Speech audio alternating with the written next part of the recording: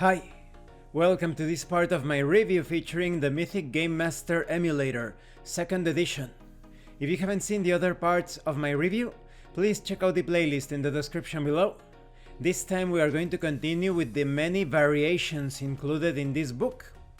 These are all the tweaks, all the optional rules that you can employ to further customize your solo experience.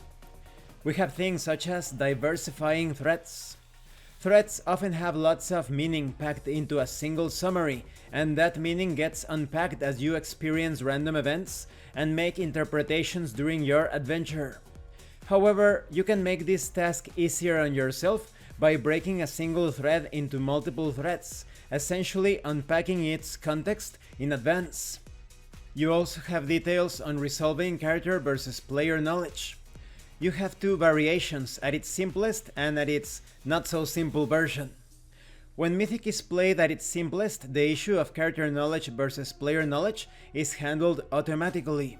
For instance, your thief player character slipping into an ancient catacomb to rob a long-dead king's grave may not have any idea what to expect to find in the dark depths, and neither will you. You'll find out by asking fate questions and learning as your character learns. I must put emphasis that you roleplay these questions, that you rather handle them as roleplay prompts, otherwise the immersion will be broken. Now, when it's no longer simple, you could test things by interacting with the environment and then figure out if it's real or not. There are also details on reliable versus unreliable information. Everything that you obtain during the scenario or adventure perhaps isn't entirely real or based on half-truths. You also have details on going with it, giving priority to the conventions of the genre that you are playing. There are also details on extra knowledge as a roleplay opportunity. That extra knowledge you have that your character doesn't can be directly obtained through checks. Then we have details on conclusions, how to move towards a thread or even the end of a thread, and how to figure out if that thread leads to the conclusion of the adventure. You also have information on how to modify the Chaos Fate chart according to your liking. Maybe you want things to be a bit more random, a bit more chaotic, or you want more control. It's all here. There are nuances helping you define what exactly is a solo session and how to control your adventures with keyed scenes. Perhaps segmenting the adventure through investigation, or a key scene featuring a fight against the minions of a major enemy, or perhaps the boss fight itself. It's all here concerning randomizers, keyed scene frequency, keyed scene nullification. Maybe some keyed scenes are no longer available after you take a particular action. So first you wanted to investigate the abandoned clock tower, but because you talked with this other non-player character, that will no longer be necessary.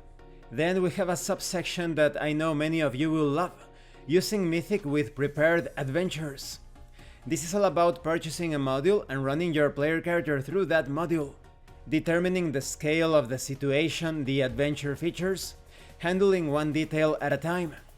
I'm going to put a link in the description to a solo adventure that I played running a pre-generated module to see more or less how this works out.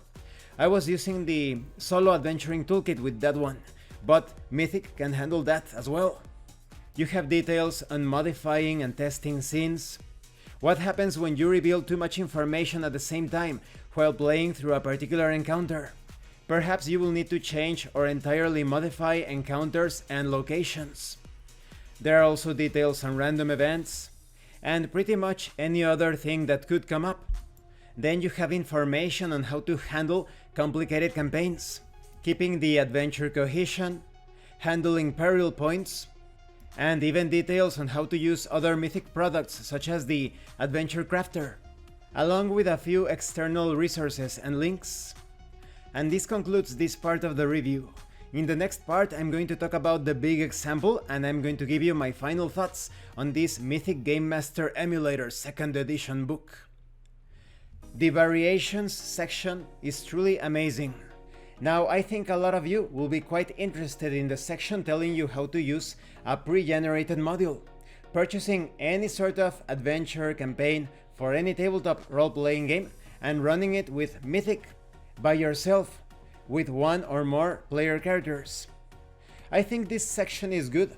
It is not going to be perfect, but it has a good way of using all of the tools included while providing a few extra tables or organizational charts in order for you to run any module surprising yourself without spoiling things.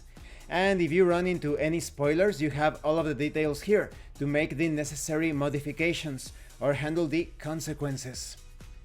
Thank you for watching this part of the review, and thank you for your likes and your comments. If you have any questions or comments, please let me know. And thank you so much to those of you that are going the extra mile to support the channel. If anyone else wishes to further support the channel, the information on how to do that will be in the description below. And remember, it is better to roleplay and fail in character than not to roleplay and fail as a player. Once again, thank you, and see you later.